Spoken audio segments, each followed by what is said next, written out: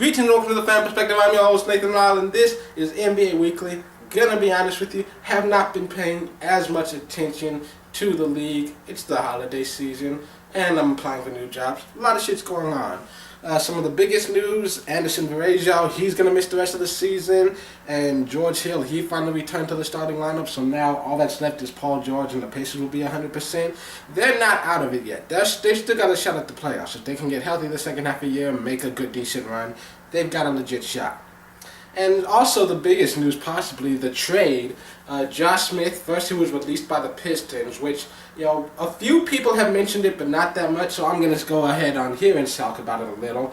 The fact that they just straight up released him, rather than, at least attempting to trade him, it doesn't even seem like they looked at the market, they just straight up dropped him.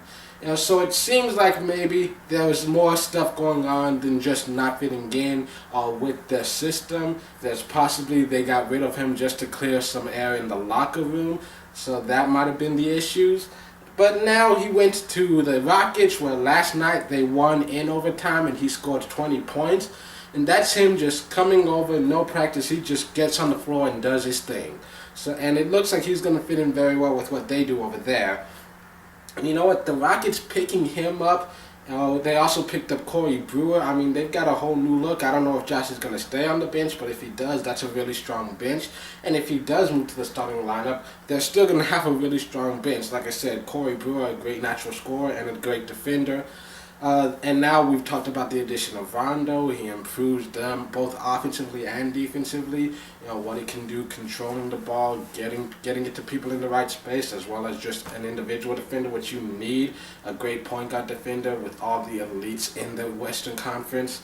I mean, this year's champion is coming out of the Southwest Division. Because if you look at it, the defending champions are in 4th place. And it's not even that they're playing that bad. It's just that, they've been on a bit of a losing streak. In their last 10 games, they've had like 2 wins. But a lot of the teams they're playing against, they've lost to Memphis, they've lost to the Blazers twice, they've lost to the Mavs. They're losing to the teams in their division that are ahead of them. So this year's NBA champion is probably coming out of that Southwest Division. Not to mention that with the Spurs, they're the defending champs, but, they've been struggling through injuries. Kawhi and Tony during this whole stretch, like Kawhi's been out and he could be missing more time. Not sure when exactly he's coming back. Tony, he's been in and out of the lineup. They haven't been 100% healthy right now. And not to mention, they played 18 games in December. That's a franchise best. That's the most they've ever had in the history of that franchise. 18 games in December, including 7 back-to-backs. So, they've had it rough, but no one here in San Antonio is worried. We know we're struggling now, but at the end of the season, we'll get healthy. We'll go on a surge March and April. We'll get hot at the right time and finish off strong. And the Eastern Conference just isn't scary this year, is it? You've got the Bulls. They've got so many strong players, and if they are healthy, then they're probably the scariest team in the league. They're not healthy yet, but if they can get healthy and stay healthy during a long stretch, then they're the Eastern Conference champions, in my opinion. Then you've got the Raptors, who have been great all year, but the loss of Derozen makes them a little less intimidating. Plus, off the top of my head, I can't name a single bench players. So I don't know how far they're actually going to go. You've got the Cavs. They're an incredibly talented team, but they're not playing well together. They've shown me nothing to indicate that they can actually win a 7-game series against one of the elite teams. And then you've got the Wizards. I don't even think they're a top 4 team right now. I think they're going to be in the playoffs. They might have home field advantage for at least 1 series at most. But if they win 1 series, I'd be shocked. If they win 2, I'd die of a heart attack. I just don't expect much from them. And I can't tell you what to think about the Hawks, because at this point in the season, I still have not seen them play a single game. Yet somehow, they're only like 1 game behind the Raptors for first place right now. So, I don't know what's happened, but they keep winning, and now, at some point in time, I'm going to have to stop paying attention to them. So let's looking at a few of the games coming up this week. On Saturday, you've got a couple of great East versus West matchups. You've got the Raptors at the Clippers. Raptors at the top of the East, while the Clippers, they've been floundering lately. Obviously, there's a great guard matchup, but you've also got Valanciunas. He's incredibly underrated, and the matchup between him and DJ, that interior battle, is going to be worth watching.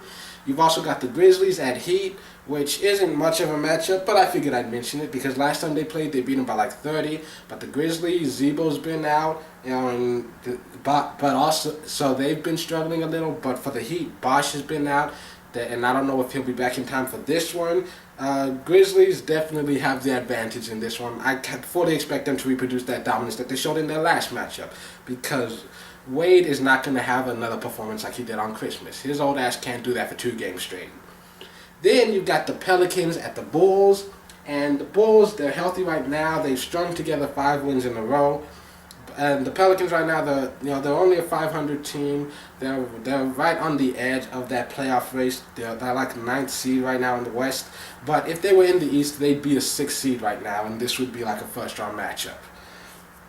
Then you've got on Sunday a couple of Western Conference powerhouses getting matched up. You've got the Rockets and the Spurs, division rivals, state rivals. The addition of Josh Smith, Parker possibly still out, Kawhi probably still missing. There are a lot of little storylines to pay attention to here. Not to mention the fact that the Spurs probably still hoping to avenge that season opening loss against the Rockets.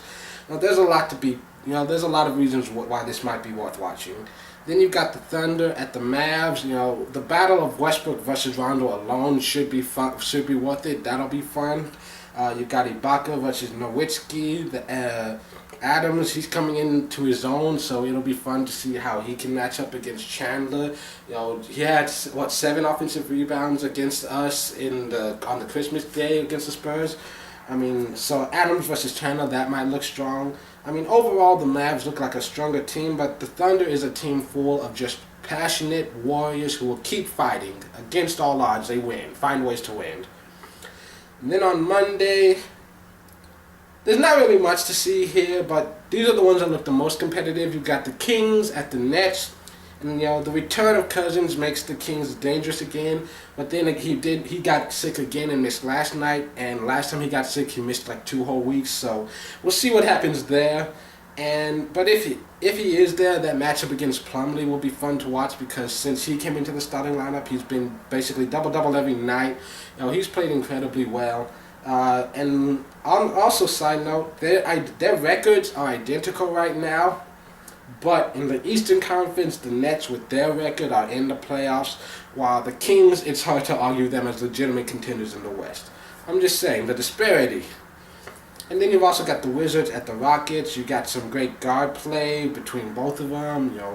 Wizards have Wall and Bill, Harden and Beverly for the Rockets, and then Howard versus Gortat in the middle. That'll be fun. And of course, another great chance to see Josh Smith and Corey Brewer, that new look Rockets bench. Then on Tuesday, there's so many games that could be potentially great. I can't go into too much detail without taking up all the time. So we've got Cavs at Hawks. Cavs, the most talked about team in the East. But the Hawks, they were, at least until last night, the hottest team in the East. And who knows? By the time they play this game, they could be in first place in the Eastern Conference. You've got Spurs at Grizzlies, and the last time they played, they went into triple overtime. You've got Suns at Pelicans. Both of them, they're kind of trying to fight each other off for that 8th playoff spot right now.